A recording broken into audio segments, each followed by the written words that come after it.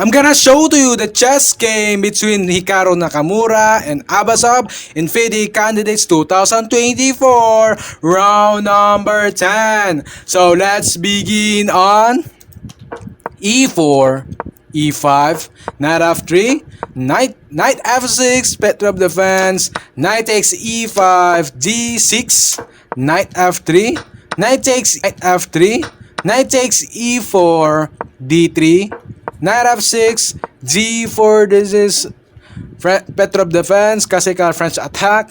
So G5, transpose it in French defense. Transpose it, French defense. Okay. So Bishop D3.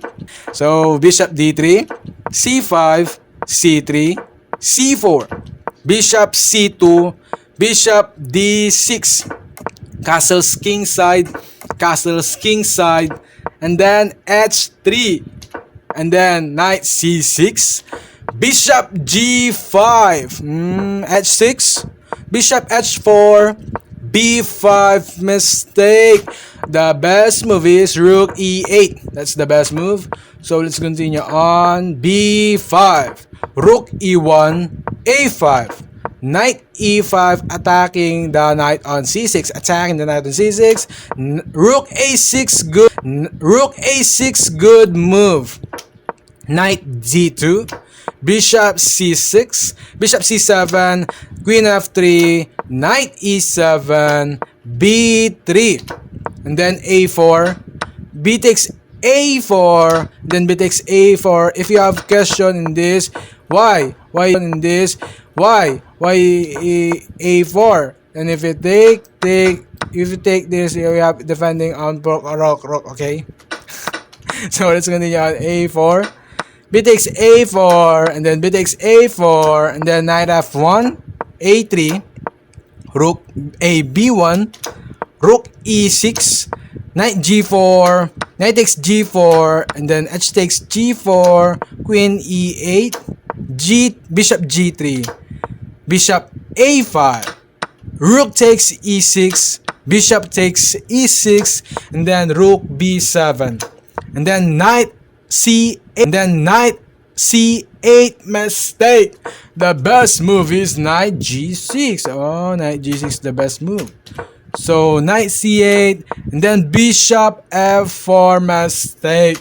The best move is G5. G5. so let's continue on Bishop F4, Queen C6, good move. Rook B8, Knight E7, Rook B1, mistake. Why?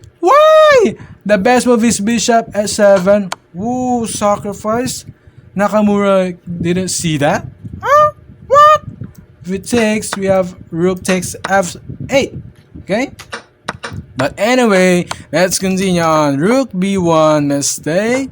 So Queen D7, G5, Bishop G4, Queen G3, and then H5, Queen H5, Queen E3, Knight G6, and then Bishop H2, Rook E8, and then Queen D2, Rook E2, good move. Rook B8 check, and then King H7, Rook, Queen C1, Queen E7, mistake. The best move is Bishop C7. That's the best move. So let's continue on. Queen E7, mistake. Bishop E5, good move. Queen E6, mistake again. The best move is H4. That is the best move.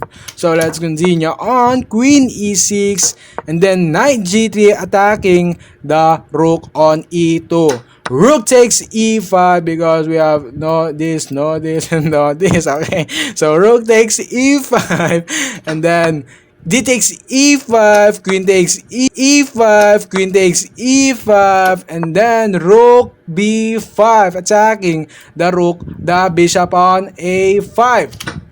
Bishop takes C3, and then Queen E3, challenging the Queen.